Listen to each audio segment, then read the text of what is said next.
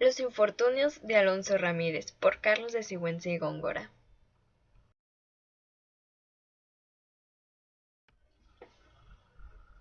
Carlos de Sigüenza y Góngora fue un intelectual novohispano criollo, pariente del poeta español Luis de Góngora, nacido en México el 15 de agosto de 1645. Se integró a la orden jesuita en el año de 1660 y en 1662, con apenas 15 años, hace sus votos simples en el Colegio del Espíritu Santo de la ciudad de Puebla. A pesar de la gran devoción que demostraba por la religión católica, en 1667 se ve obligado a renunciar a la orden por indisciplina juvenil al ser descubierto escapando durante la noche. Vuelve a la Ciudad de México y se integra a la Real y Pontificia Universidad de México. Es en 1672 cuando se convierte en catedrático de Astrología y Matemáticas de la Academia Mexicana. Fue capellán, a su vez, del Hospital del Amor a Dios. En 1673 se convierte en sacerdote y es en 1693 cuando acompaña a Andrés de Pez a un viaje de exploración al Golfo de México bajo las órdenes del virrey. Dedica sus últimos años a la recolección de información sobre la historia de México antiguo. Al morir, el 22 de agosto de 1700, donó toda su biblioteca e instrumentos científicos al Colegio Máximo de San Pedro y San Pablo de la Compañía de Jesús, que lo había admitido poco antes de su muerte. Fue enterrado en la capilla de esta misma orden y donó su cuerpo a la medicina para que estudiaran los motivos de su muerte. Sus obras más importantes van desde la epopeya dedicada a Francisco Javier de 1662, Primavera Indiana, un poema dedicado a la Virgen de Guadalupe del mismo año, una serie de textos astronómicos como el Manifiesto Filosófico contra los Cometas, desmintiendo el miedo a los mismos, escrito en 1681, y Libra Astronómica y Filosófica, argumentando el anterior, escrito en 1690. Además de una de sus obras más populares, la que trataremos en este video, llamado Los infortunios de Alonso Ramírez, escrito en 1990, y un elogio fúnebre a Sor Juana Inés de la Cruz, siendo este uno de sus últimos trabajos, escrito en 1695.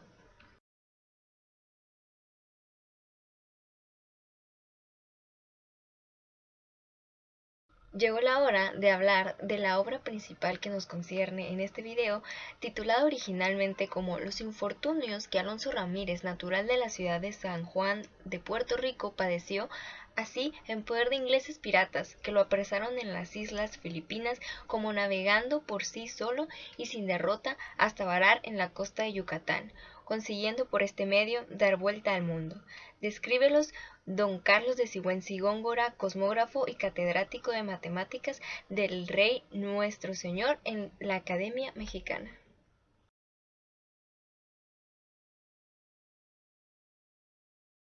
Los infortunios de Alonso Ramírez fue publicado en 1690, dedicado al conde de Galve. Habla sobre las desgracias de este mismo hombre, un aventurero que viaja por el mundo en el siglo XVII. Mucho se ha hablado sobre si esta historia es completamente ficción o si está basada en hechos reales. Buscaglia, en 2009, publicó evidencia que demuestran que Alonso Ramírez existió como su acta de matrimonio, además de la existencia de múltiples personajes que veremos más adelante. El primer capítulo de Los infortunios de Alonso Ramírez se titula Motivos que tuvo para salir de su patria, ocupaciones y viajes que hizo por la Nueva España, su asistencia en México hasta pasar a las Filipinas. Esta novela comienza narrando en primera persona por el mismo Alonso Ramírez cómo es que él se dedicaba al oficio heredado por su padre de la carpintería. Siendo Alonso Ramírez hijo de un supuesto andaluz y una puertorriqueña, se le inculca la idea de una superación en el extranjero que lo incita a viajar a sus cortos 13 años a la Nueva España. Desde el comienzo del capítulo se puede admirar cómo Alonso Ramírez siente gran admiración por la Ciudad de México, un reflejo del sentimiento del autor. Aquí se emplea con Cristóbal de Medina como carpintero hasta que se va a Oaxaca, buscando el favor de un pariente de él, don Luis Ramírez, pero este lo rechazó y se vio obligado a trabajar para un mercader llamado Juan López, con quien sufre muchos peligros buscando la mercancía.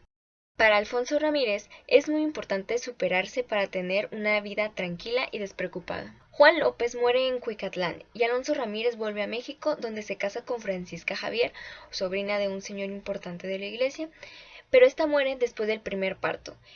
Y Alonso regresa a Puebla, donde consigue trabajo como oficial de maestro de carpintero. Para el final de este capítulo vemos cómo Alonso Ramírez se castiga a sí mismo recluyéndose en las Filipinas por sentirse inútil.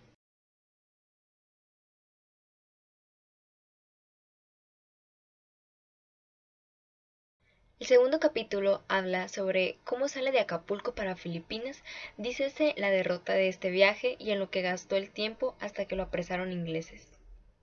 Para el segundo capítulo, Alonso Ramírez se dedica a hablar con admiración de su viaje por todas las islas de las Filipinas.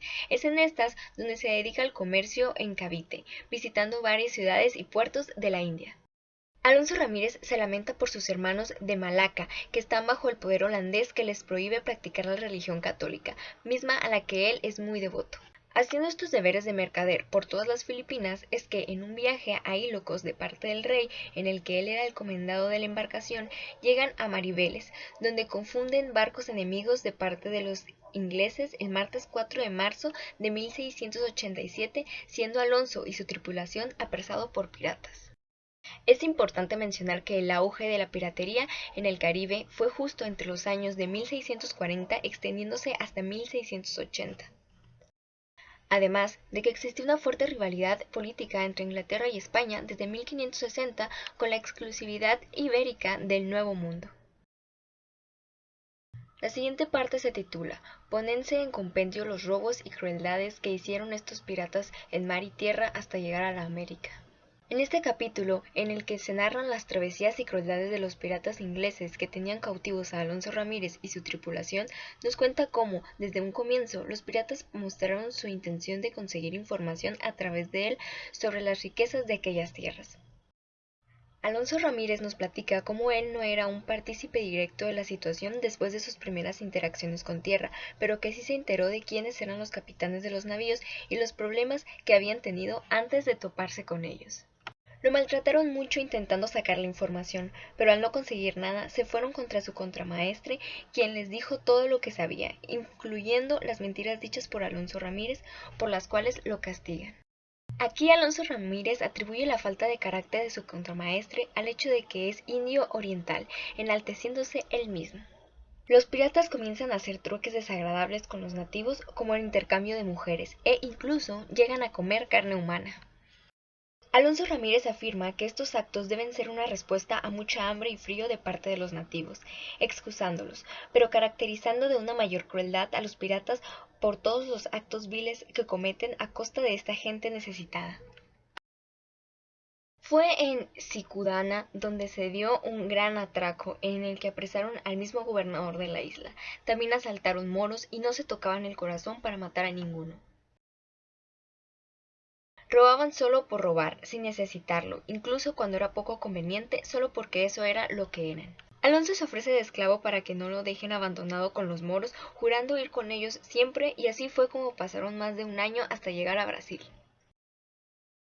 Es importante saber del contexto que existían grandes enfrentamientos sociales, políticos y culturales, sobre todo entre españoles y moros, debido a la Reconquista. La cuarta parte habla sobre cómo le dieron libertad los piratas y trae a la memoria lo que toleró en su prisión. En la nave se ponen a discutir sobre qué es lo que deberían hacer y Alonso Ramírez habla sobre cómo el condestable Nicpac, el cuartamaestre Dick y el capitán Donkin parecían tener un respeto especial hacia él. Este capitán estaba avergonzado de haber degenerado lo que eran con sus actos delictivos y consideraba poco propio de la generosidad inglesa el abandonar a Alonso, que solamente se había dedicado a servirlos durante tanto tiempo. Es así como en alguna parte del Amazonas lo abandonan junto a sus compañeros de embarcación, pero con provisiones suficientes para que sobrevivieran un tiempo y pudieran defenderse de los nativos que ahí habitaban. Esa es una de las ocasiones donde podemos ver cómo Alonso Ramírez se deja llevar completamente por su fe. Aquí también nos cuenta todos los ejercicios pesados que tuvieron que hacer, entre lágrimas de alegría por ser libres y de pesar por todo lo que pasaron, y de cómo el único del que se fiaba era Juan de Casas, por ser el único español, al igual que, de este modo, culpa de lo mal que les fue a un pirata español llamado Miguel, que tenía un resentimiento por la cultura española. Los castigos iban desde azotarse entre ellos hasta el beber los desechos de la tripulación de piratas. Se comienza a notar más lo marcado de la opinión criolla de Alonso Ramírez, descalificando a quienes no son españoles y verse contrariado por este hombre que renuncia a todo lo que lo caracteriza como uno. En la antepenúltima parte se toca el tema de cómo navega Alonso Ramírez y sus compañeros sin saber dónde estaban ni la parte a que iban. Dícense los trabajos y sustos que padecieron hasta varar tierra. Comienzan huyendo de los ingleses por miedo a que los crean criminales o que los hagan esclavos hasta llegar a la isla de Guadalupe, que se encuentra en manos de franceses. Al ser los franceses igualmente católicos, los reciben con amabilidad. Navegan durante muchos días por miedo a los ingleses que se topaban en todas las islas. También huían de los franceses, pues aunque los trataran bien en un inicio, recordemos que Alonso Ramírez venía acompañado de no españoles, y estos temían ser esclavizados. Se enfrentan a una tormenta que no los deja navegar más, así que Alonso salta al mar y los arrastra a la orilla, poniéndolos a salvo. A partir de aquí se comienza a ver la figura de Alonso Ramírez, criollo como el mismo Sigüenza, como un héroe.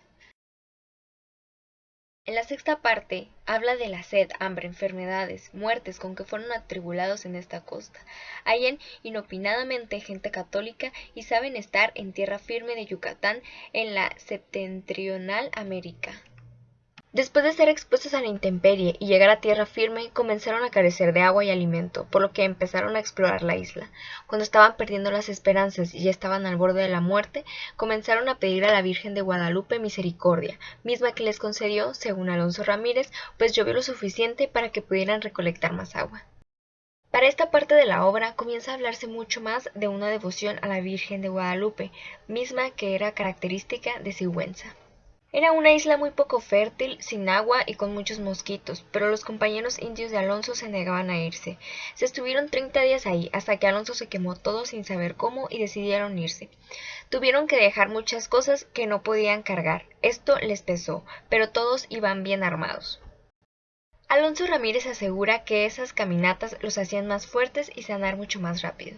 Pero es entonces cuando parece que todos están sanos que a Alonso lo ataca un oso y pareciera estar a punto de morir cuando se encuentran con nativos. Se enteran de que estaban en Bacalar, en las costas de Yucatán, y que no eran nativos propiamente, sino esclavos católicos de Juan González. Cuando Alonso Ramírez está moribundo, piensa que está en la Florida y que morirá en manos de salvajes, pues estas islas tenían su reputación de ser peligrosas, como podemos ver en obras como Los naufragios de Alvar Núñez Cabeza de Vaca. El último capítulo se titula Pasan a Teyosuco, de allá a Valladolid, donde experimentan molestias. Llegan a Mérida, vuelve Alonso Ramírez a Valladolid y son aquellas mayores, causa porque vino a México y lo que de ello resulta. Este último capítulo habla sobre cómo es que Juan González los lleva a una isla a que se recuperen y es en esta donde se topan con una canoa en la que iban 14 indios y Juan propone el tomarlos cautivos. Estos le ofrecieron a Juan González ámbar y maíz para que los liberara y lo aceptó. Juan González había convencido a Alonso Ramírez de ayudarlo a capturar a estos indios, alegando que los llevaría a catecismo, pero al aceptar un soborno, se molestó mucho, pues a él no le interesaba más que salvar el alma de estas personas. Después de esto, se van a Tejosuco, donde los recibe el licenciado Cristóbal de Muros, que no hacía diferenciación entre los españoles e indios que acompañaban a Alonso. Alonso afirma de aquí en adelante que vio muchos españoles, pero que Cristóbal de Muros fue de los pocos que los ayudó, siendo este un comisario de la iglesia. Es entonces cuando consiguen las licencias para ir a Villa de Valladolid, donde Alonso se topa con estafadores y le cuentan de la retención de sus cosas por las cruzadas, mismo que él apela y por lo que lo llevan a Mérida. Aquí se intercala una historia sobre cómo alguien quiso robarle a Pedro, su esclavo, pero él no lo permitió, pues lo valoraba bastante. Es entonces cuando lo mandan a las casas reales de San Cristóbal, y Alonso tiene que contar nuevamente su declaración. Se ve obligado a vender a Pedro, para poder vestir a todos los que lo acompañaron en sus infortunios y darles un poco de dinero para que se recuperen, y es aquí donde se separan. En esta parte de la obra, nuestro personaje hace una distinción curiosa.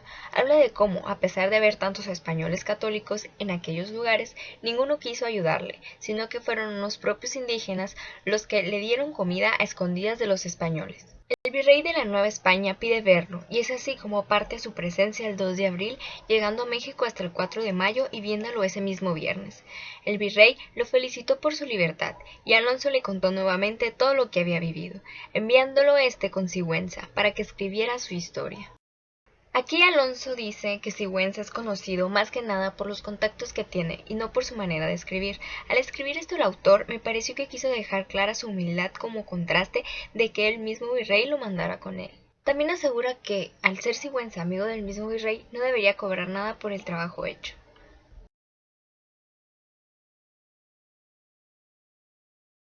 Para el final de la obra, esta historia me deja sentimientos encontrados al parecer una historia ficcional bastante buena, pero darte cuenta que en realidad eran cosas que sucedían durante la época y que muy probablemente esta historia está basada en hechos reales. Además, podemos admirar que tanto Alonso Ramírez como Sigüenza tenían demasiadas cosas en común en cuanto a su personalidad, lo cual pone en duda la veracidad de la historia como un hecho real, pero esto sin quitar el gran valor literario que tiene la obra por sí sola, independientemente de si fue real o no la historia, y lo bueno que fue la narración de Sigüenza.